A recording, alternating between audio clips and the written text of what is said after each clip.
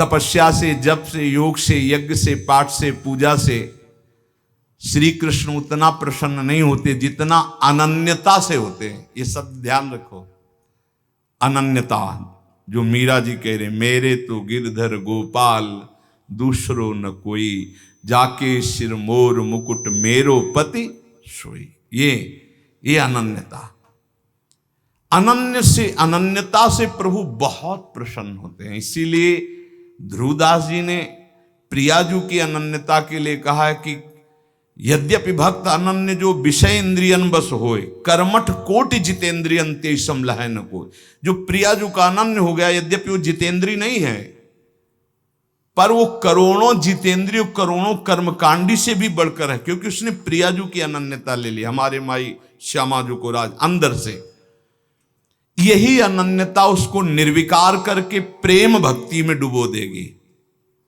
प्रेम भक्ति के बिना संसार का आकर्षण नष्ट नहीं होता।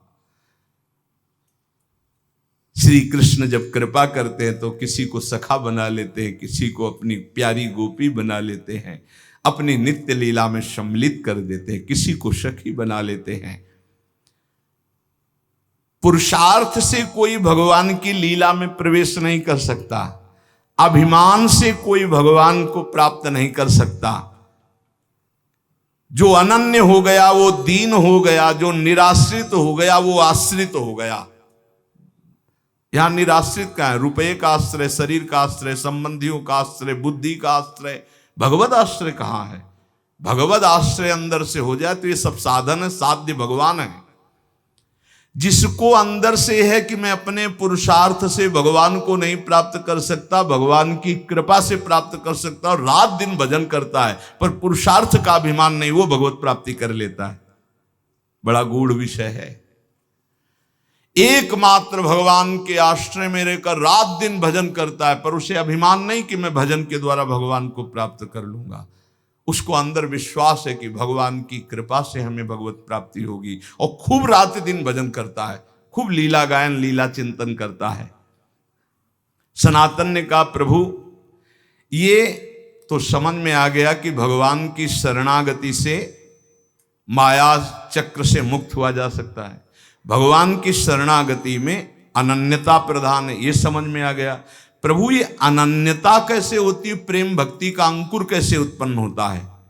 तो प्रभु ने कहा, सनातन ये अनन्यता प्राप्त करने का एकमात्र उपाय है भगवत प्रेमी महात्मा का आश्रय।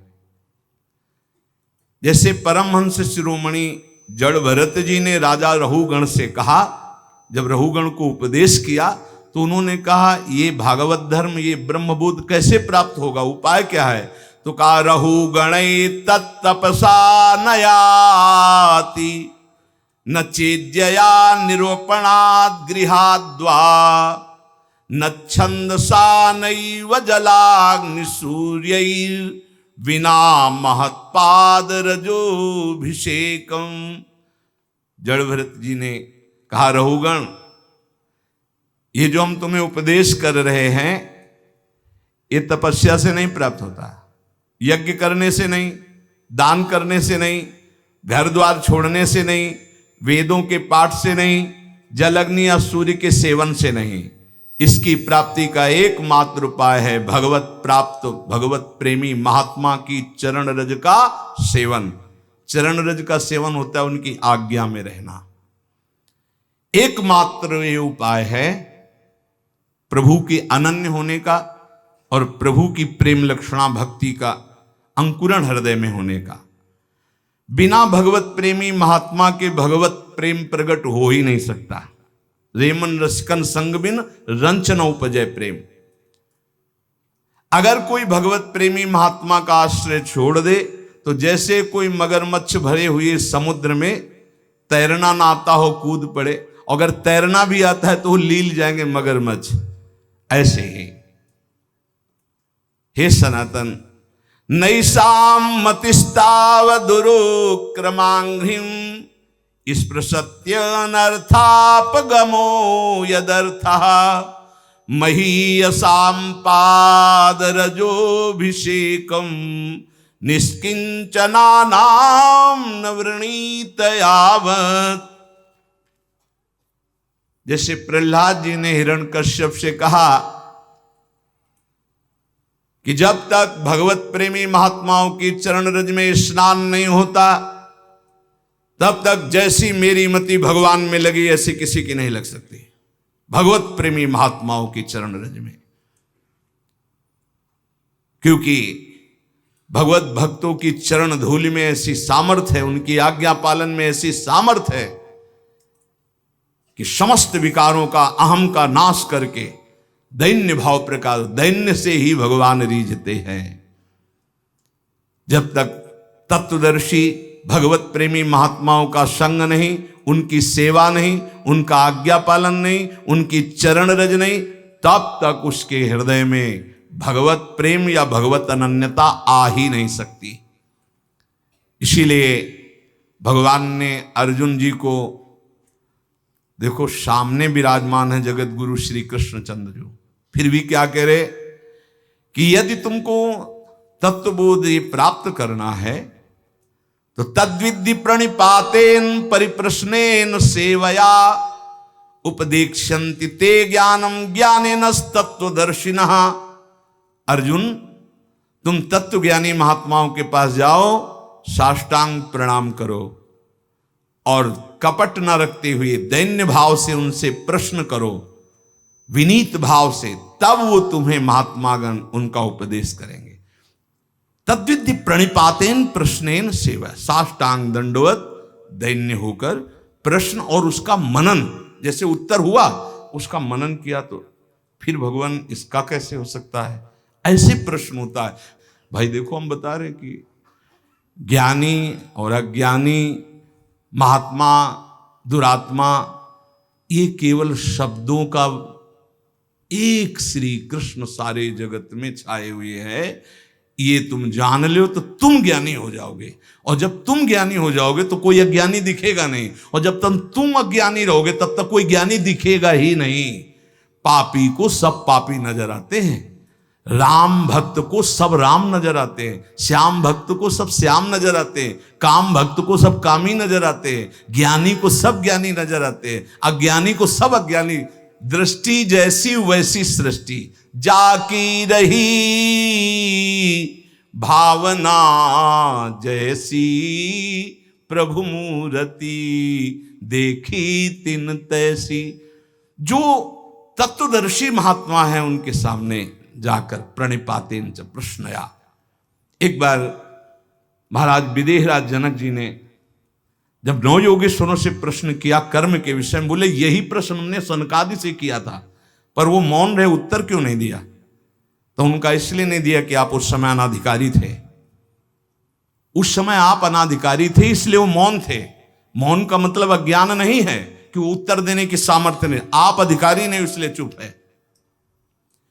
तो हे सनातन, संतों के पास जाकर के दैन्य भाव से उन्हें सबसे बड़ा देवता मानते हुए कि ये साक्षात प्रभु है, फिर उनके चरणों में बैठकर दैन्यता से प्रश्न करे, तब जो वो बोलते हैं उसका मनन करे, तो उसके हृदय में भगवान की अनन्यता आ जाएगी, प्रेम का मार्ग खुल जाएगा।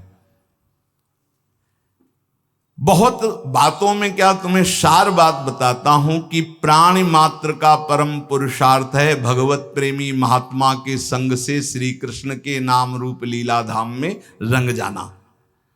परम आराध्य प्रभु वृंदावन चंद्र ये पुरुषार्थ को नहीं देखते हैं, ये अपने आश्रय और अनन्यता को देखते हैं। ये बड़ी तसल्ली वाली बात है।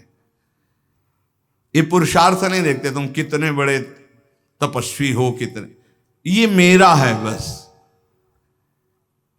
अवगुण करे समुद्र सम प्रियाजू का स्वभाव, गणत ना अपनो जा, ये मेरा है। अनन्य भाव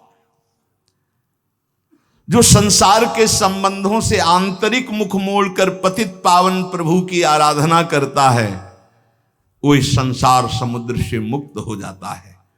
सर्व शास्त्रों को मथ करके ये तुम्हें सार बात बता रहे हैं।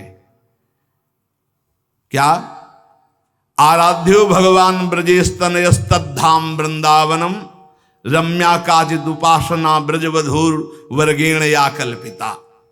श्रीमद्भागवतम प्रमाणममलम प्रेमा पुमार्थो महान श्री चैतन्य महाप्रभुर मतमिदम तत्राग्रहो नापरः।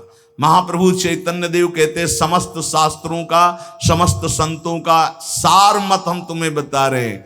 वृंदावन का आश्रय, वृंदावन बिहारी का आश्रय, निरंतर उनका नाम जप, ये भगवत प्रेमी महात्माओं के संग से होता है। महात्माओं का संग और भगवत आराधना ये निश्चित भगवत प्राप्ति करा देती है। सनातन जी ने महाप्रभु के चरणों में मस्तक रखा। महाप्रभु ने हाथ फिराते हुए कहा, कुछ समय तक हमारे पास रहो और इसके बाद जहां भक्ति मूर्तिमान होकर नृत्य करती वृंदावन चले जाओ और आजीवन वहां वास करो। भिक्षावृत्ति से ब्रजवासियों की टूक पाओ और वृंदावन। तो 2 महीने महाप्रभु के पास काशी में रहे। इसके बाद वृंदावन आकर के जो ब्रज में अद्भुत भजन किया रूप जी ने, सनातन जी ने, तो प्रसिद्ध है भक्तमाल में पावन चरित्र उनका। पूज्य श्री रघुनाथ दास जी गोस्वामी जी, ये उनकी बाल्यावस्था थी। कितना स्वच्छ हृदय होता है भगवत प्रेमी महात्मा का, बाल्यावस्था में भी। ये बाल्यावस्था में ही नाम प्रेमी थे। बाल्यावस्था, बहुत बड़े घराने के थे श्री पूज्य रघुनाथ दास गोस्वामी जी। काम क्रोध लोभ तो इनको छू ही नहीं गया था। वैसे पहले देखा हमने गांव में कि 15-16 वर्ष तक तो बच्चे एकदम निर्विकार निर्मल। ये मोबाइल भगवान जब से पधारे हैं सबके कर कमल में, तब से बड़ी बुरी दशा होती चली जा रही नवीन बच्चों की। वो जो मनावे सो देखते हैं, जो देखते हैं वही मनन करते हैं, वही आचरण में उतारते हैं। इसीलिए बहुत बुरी तरह जो हमारे जीवन की उन्नति की नींव है वो नष्ट होती चली जा रही नए बच्चों में। 12, 13, 14 वर्ष की अवस्था के बच्चों को सांसारिकता का संपूर्ण ज्ञान, ये है आज के बौद्धिक स्तर की भूमिका। जबकि उनको पढ़ाई में, उनको संयम में, उनको सदाचार में ढलना चाहिए तो उल्टी रीति में ढल रहे हैं। इसीलिए बहुत संकट में हमारी आगे पीढ़ी है। अगर संभली नहीं ना तो बहुत संकटपूर्ण। नए नए 18, 20 वर्ष के बच्चे ड्रग्स का इंजेक्शन लगा रहे हैं। सोचो उनकी क्या जीवन रह गया। अब उसके बिना जी नहीं सकते। और ना वो माता पिता से बताते हैं ना कोई, और वो इतनी बुरी स्थिति को प्राप्त हुआ। अब उनको चाहिए, उसके लिए वो कुछ भी करने को तैयार है। पहले उनको दोस्तों ने फ्री चखाया, फिर धीरे धीरे वो व्यसनी बन गए। फिर आज समाज में बहुत ये व्यसन, व्यभिचार, छल कपट मानो एक तांडव कर रहा है और उसे सुख माना जाता है, उसे उन्नति मानी जाती है। पर निर्मलता उन्नति है, निष्कामता उन्नति है, ये लोग नहीं समझ पा रहे। श्री रघुनाथ दास गोस्वामी जी का हृदय बचपन से ही बहुत ही शांत स्वभाव का।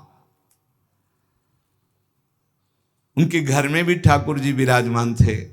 जैसे पूजा गृह होते तो बचपन में ही ठाकुर जी के सामने बैठ जाते और मानो भगवान से बात करते, परम पावन प्रभु से बात करते, प्रभु के चरण स्पर्श करते जो छवि में, और उनका नाम कीर्तन करते। ये होता है। पूर्व का कोई ऐसा भजन होता है जो बचपन में अपना रंग दिखाता है, जो भगवान कहते हैं जैसे मेरा भक्त है नामे भक्ता प्रणश्यति। एक जन्म में भगवत प्राप्ति वाली बात नहीं बन पाई तो फिर अगला जन्म महाभागवत का देते हैं। वो ऐसा जन्म देते हैं बचपन से भगवान का भजन, भगवान का मार्ग का अनुसरण। ये महाभागवत है श्री पूज्य रघुनाथ दास गोस्वामी जी। अभी तक इनके हृदय में किसी भी बात का आकर्षण नहीं था। जिसके हृदय में किसी बात का आकर्षण नहीं होता, उनको आकर्षण करने के लिए माया नहीं, भगवान के प्रेमी महात्मा जन पधारते हैं। ऐसा ही होता है। इनके पिता हिरण्य मजूमदार और उनके भाई गोवर्धन मजूमदार ये राजा महाराजा की तरह थे, ऐसा वैभव इनका था। बड़े जमींदार थे और बहुत ही बादशाह की तरफ से इनको सुविधाएं मिली हुई थी, स्वयं राजा महाराजा की तरह थे। अगर गंगा जी भी आचमन करने जाना है रघुनाथ दास गोस्वामी जी को, तो 4 बेतधारी और पालकी पे बैठकर, बालक हैं 4 बेतधारी इधर उधर चल रहे, पालकी से उतरे, गंगा जी का आचमन किया, पालकी में बैठे, घर आए। ऐसा 20 लाख रुपए उस समय आमदनी थी, 20 लाख रुपए की। 12 लाख रुपए बादशाह देता था क्योंकि मजूमदार थे। लाखों रुपए की जिसकी आमदनी उस समय, उसके क्या ठाट बाट होंगे। आज के 1 करोड़ रुपए और उस समय के 20 लाख रुपए शायद, या और करोड़ से भी ऊपर हो सकते। इतने धनी होने पर उनके दोनों जो पिता थे, मतलब पिता और पिता के भाई, बड़े ही धर्मात्मा प्रकृति के थे। महाप्रभु चैतन्य देव जी तो जान रहे ना कि मेरा एक निज पार्षद कहां पल रहा है।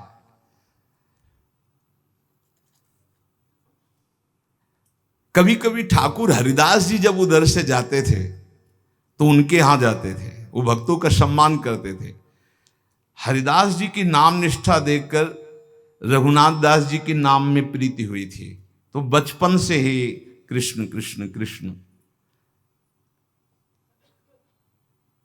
महात्मा रघुनाथ दास जी बाल्यावस्था में इतने तेजस्वी थे कि जो देखता वो लुभायमान हो जाता। लावण्य ऐसा, आकर्षण ऐसा, नाम जप का ऐसा, गंभीर स्वभाव, बहुत कम बोलना, ठीक किसी को उत्तर न देना, क्योंकि नाम जब छूट जाएगा अगर ठीक से ज्यादा बातचीत करेंगे। कम बात करना। बहुत अच्छे कृपा पात्र जन होते हैं जो ज्यादा बातचीत नहीं करते। राधे राधे, कहाँ जा रहे हो, क्या है, क्यों न राधे राधे भी बोलना, अंदर बोलना है राधे राधे, चुपचाप निकलो, ये संसार है।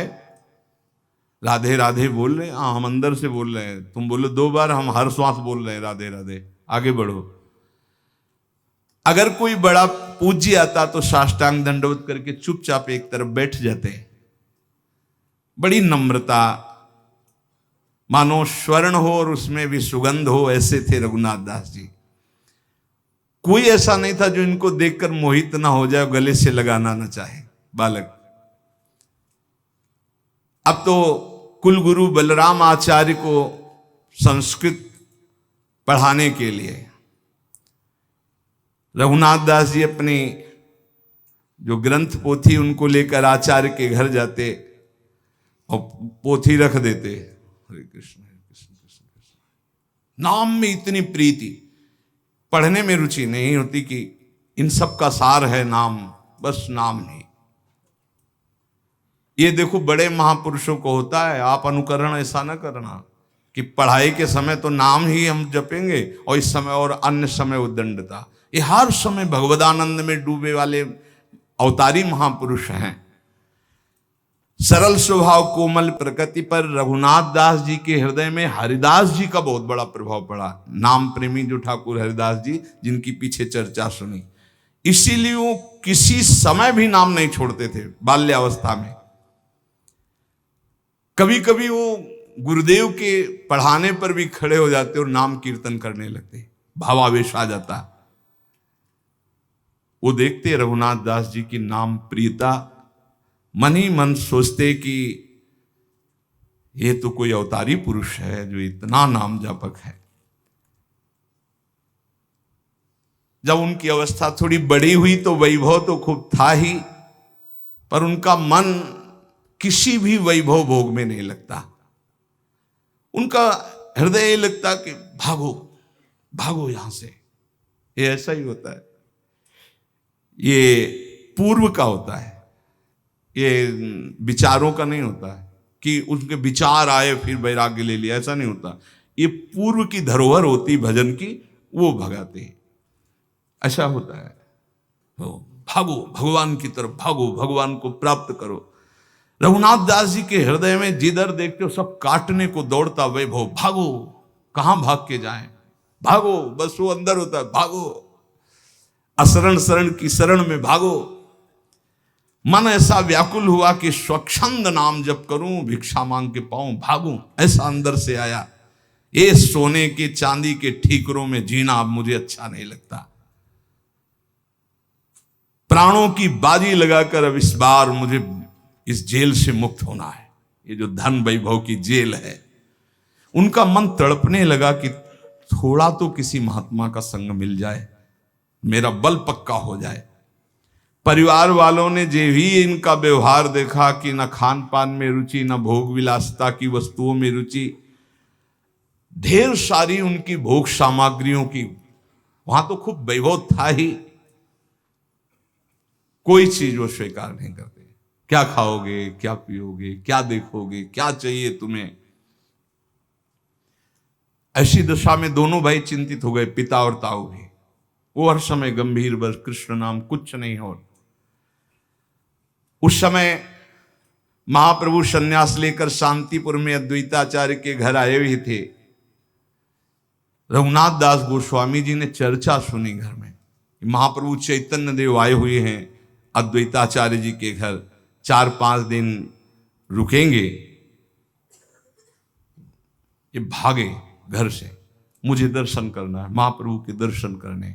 व्यवस्था की गई, बोले नहीं, पालकी में नहीं, पैदल भाग करके गए। महाप्रभु के सामने गए, बालक ही थे, लौट गए। महाप्रभु ने कहा, आओ रघु आओ। रघुनाथ दास नाम था तो रघु के आओ, दुलार से।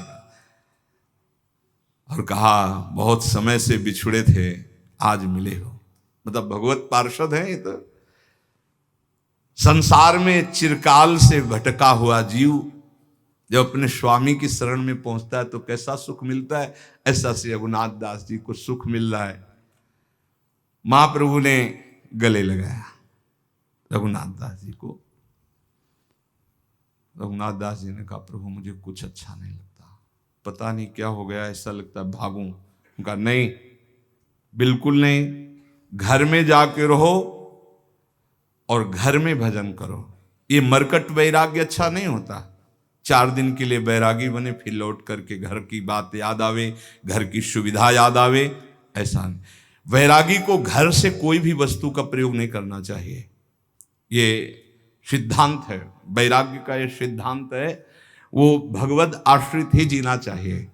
धाम है इसलिए थोड़ा सा गुरुजन छूट दे देते हैं, चलो वास करो किसी तरह के शिव, पर वो एकमात्र वैरागी का आश्रय भगवत प्रदत्त जीवन होना चाहिए। भगवत प्रदत्त, वैरागी का मतलब ही होता है भगवत प्रदत्त जीवन। महाप्रभु ने कहा, नहीं, ये मरकट वैराग्य अच्छा नहीं होता कि 4 दिन के लिए वैरागी बने, फिर घर का याद आवे, घर की वस्तु का सेवन, ऐसा है। महाप्रभु ने कहा, ये मरकट वैराग्य ठीक नहीं रहता, तुम जाके घर में रहो। रोते हुए वापस चले आए। जब महाप्रभु ने स्वीकार नहीं किया, पिता को बड़ी चिंता हुई। बहुत सुंदरी नवकिशोरी से इनका ब्याह करवाया कि यही एक फांस है जिसमें रोका जा सकता है बैरागी को। गोवर्धन दास धनी थे, राजा और प्रजा दोनों के प्रीति भाजन थे, बड़ी प्रतिष्ठा थी, उनकी बड़ी ही सुंदर कन्या थी, उससे विवाह करवाया। राजाओं के समान वैभव उन्होंने दहेज में दिया। रघुनाथ दास जी को ऐसी सुंदर पत्नी, ऐसा सब भोग विलास देखा भी नहीं। कैसा कृष्ण नाम का स्वाद है जबरदस्ती ब्याह कराया गया, उनकी तो रुचि ही नहीं थी। पिता को क्या पता था कि इनका मन तो किसी अव्यक्त से संबंध मान चुका है। पत्नी का सौंदर्य, पत्नी की प्रियता, भोग सामग्रियां, सब वैभव तुच्छाति तुच्छ इनको नजर आया। इन्होंने बात भी नहीं की, ये भी प्रयास विफल गया। अब तो पूरे परिवार जलने लगा कि अब क्या होगा, अब तो कोई रास्ता ही नहीं कि इनको रोका जा सके। रघुनाथ दास जी ने अपनी पत्नी से एकांत में प्रेम से हाथ जोड़कर कहा कि हम आपसे प्रार्थना करते हैं कि हमारा मन मधुप श्री कृष्ण चरणारविंद के, हम कभी आपसे बात नहीं कर पाएंगे। ये जो जबरदस्ती हुआ है, श्री कृष्ण आपकी कृपा रक्षा करें, आप पर कृपा करें। उदासीन परिवार वाले जब कि ये प्रथम ब्याह से लेकर के बात ही नहीं, कोई चर्चा ही नहीं, बहुत ही सबको भय हो गया कि अब ये। जब रघुनाथ दास गोस्वामी जी ने सुना कि प्रभु वृंदावन नहीं जा सके, रामकेल से लौटकर अद्वैताचार्य जी के घर ठहरे, तो बड़ी नम्रता के साथ पिताजी के चरणों में प्रार्थना की कि मुझे महाप्रभु के दर्शन करने की आज्ञा दो, मैं शीघ्र लौट आऊंगा। अब वो तो समझ ही रहे थे कि इनकी दशा क्या है, तो उन्होंने कहा ठीक है, आप दर्शन करे आइए। आंखों में आंसू भरकर कहा कि एक बात केवल तुम ध्यान रखना, हमारे दोनों भाइयों के बीच में इतने वैभव में कुल के दीपक तुम ही हो, अगर कोई इधर कदम हटाए वैराग्य की तरफ आप ले गए, इधर से हटाए, तो हम लोग अनाथ हो जाएंगे। तुम हमारे जीवन के आधार हो, मैं जीवित रहता हूं, तुम्हें देखकर तुम्हारी हर बात को मैं बर्दाश्त कर रहा हूं, लेकिन हमारी आंखों से बाहर चले गए तो हम लोग प्राण त्याग देंगे। मेरी प्रार्थना है, मेरे सफेद बालों की तरफ देखकर, मेरे आंसुओं की तरफ देखकर, जब तक मैं जिंदा रहूं तो ऐसे कदम मत निकालना। बस इतनी हमारी प्रार्थना। बड़े दैन्य होकर पिताजी ने, ताऊ जी ने ऐसा, पर जो निर्मम भगवान के प्रेम में है उसको इन ममता आंसुओं का कोई प्रभाव नहीं पड़ता। रघुनाथ दास जी ने चरणों को स्पर्श किया और कहा, पिताजी मैं बिल्कुल चाहता हूं कि आपके अनुकूल चलूं, पर मेरा चित्त मेरे वश में नहीं है। ऐसा लगता है कि मेरे चित्त में कोई बलात् बैठा हुआ करवा रहा है। मैं बहुत चाहता हूं कि मैं आपको कभी कष्ट ना दूं, पर अब आपसे मैं ये वचन देता हूं, अभी तो लौट के आ जाऊंगा, पर मेरा मन मधुप श्री कृष्ण के लिए तड़प रहा है। एक पालकी मंगवाई गई, उसमें फिर रक्षकों को राजकुमार की भांति उनको सजाकर सब भेंट की सामग्री महाप्रभु के लिए, जो ही घर से बाहर गली में ऐसे कूद पड़े, सब छोड़ दिया, नंगे पैर भागे वहां से। कौन प्रपंच पालकी, सब धूप में नंगे पैर, सुकोमल शरीर, और महाप्रभु के चरणों में जाके दूर से साष्टांग प्रणाम किया। महाप्रभु ने कहा, आ गया रघु, फिर छाती से लगाया और कर कमल से इनके घुंघराले बाल ऐसे सहलाते हुए हृदय से लगाया। तुम धूप में अकेले क्यों आए, तुम्हारे साथ रक्षक नहीं आए, पैदल क्यों आए नंगे पैर? कहा, प्रभु नौकर जन भी थे साथ में, उस रक्षक पालकी भी थी, पर प्रभु मुझे अच्छा नहीं लगा, मैं ऐसे, क्षमा कीजिए। महाप्रभु मुस्कुरा दिए। रघुनाथ दास जी ने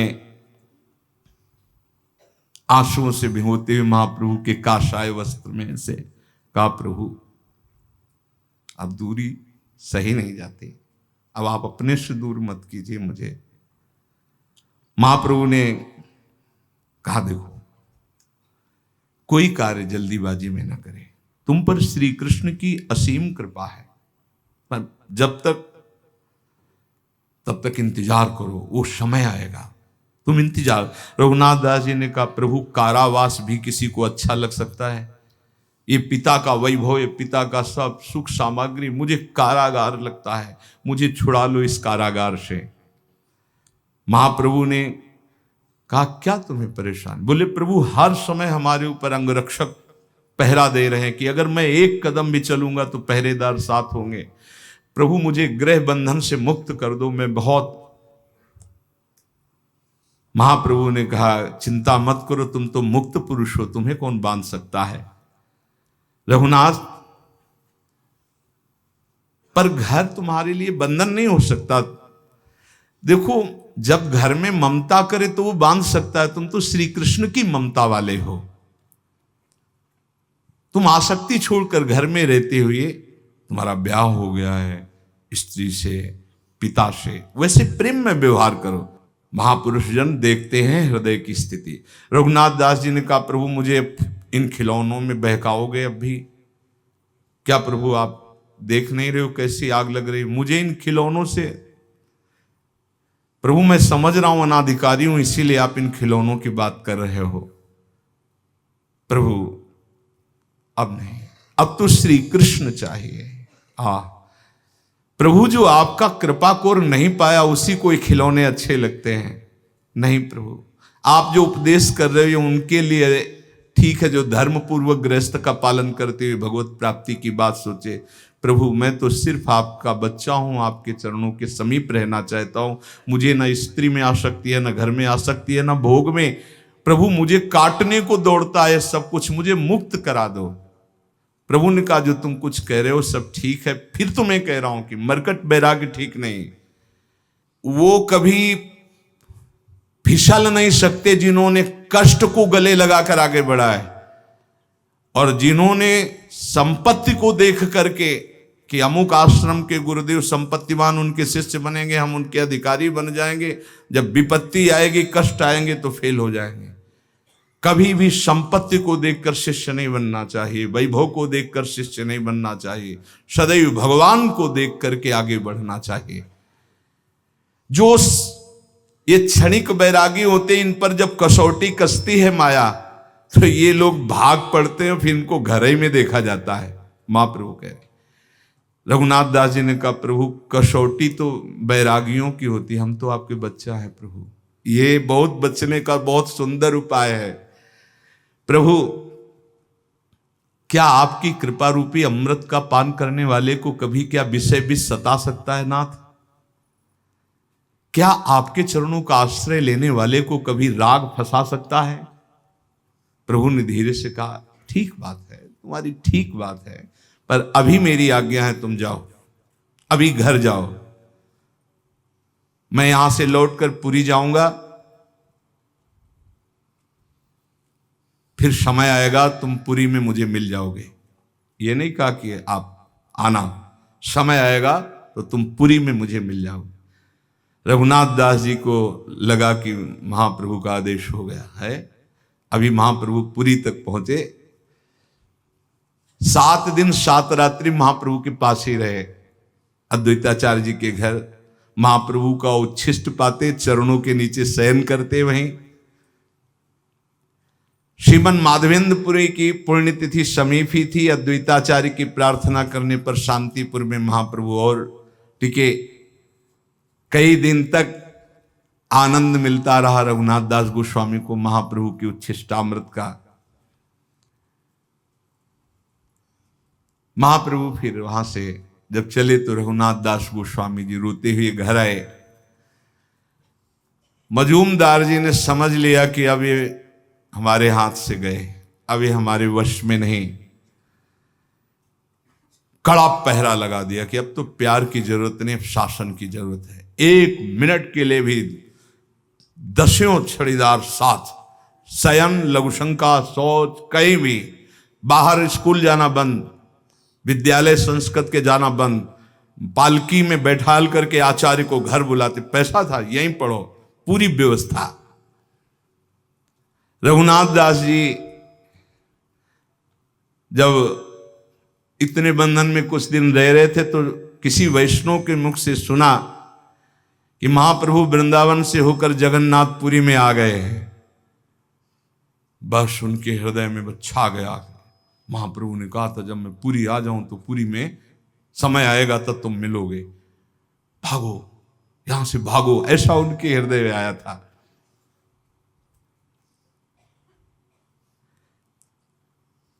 जो आचार्य पढ़ाने आते थे, उनके मन में आया कि निकलने का एक ही उपाय है कि इन्हीं के संग पीछे निकला जाए। पीछे पीछे आचार्य के चलने लगे। उन्होंने कहा कि बस बस सम्मान के लिए इतना ही काफी है, तुम अंदर जाओ, क्योंकि तुम्हारे पिता ने इतनी सुरक्षा कर रखी है। मन में कि बंदी की तरह अब मुझे जीवन नहीं जीना है, क्षण भर के लिए भी जीवन नहीं जीना। हा गौर हा प्राण वल्लभ, अंदर से एकदम फिर अपने को संभाला और कहा, गुरुदेव अंदर तो सब व्यवस्था है, पीछे सब खड़े हैं, थोड़ी देर खुली हवा में आपके साथ चल सकते हैं? आपकी आज्ञा जहां होगी थोड़ी देर के बाद में। हृदय में आग जल रही कि बस केवल घर से बाहर निकल कर गली में पहुंचे, इनको उधर जाना होगा, मैं जगन्नाथपुरी के लिए भागूं। भला है विचार करो, जिन महापुरुषों के पास इतना वैभव था, सुंदर पत्नी, सब व्यवस्था, कैसा भगवत भजन का आकर्षण होता है। इसे वैराग्य कहते हैं, वैराग्य इसे कहते हैं। वैरागी की तीन ही गिरने की खाइयां हैं, कंचन, कामिनी, कीर्ति। तीनों बात इनकी घर में ही थी, उनको ठुकरा करके ये भगवान के लिए। ऐसे महापुरुष कितना वैराग्य में जीवन व्यतीत किए भगवान के प्रति।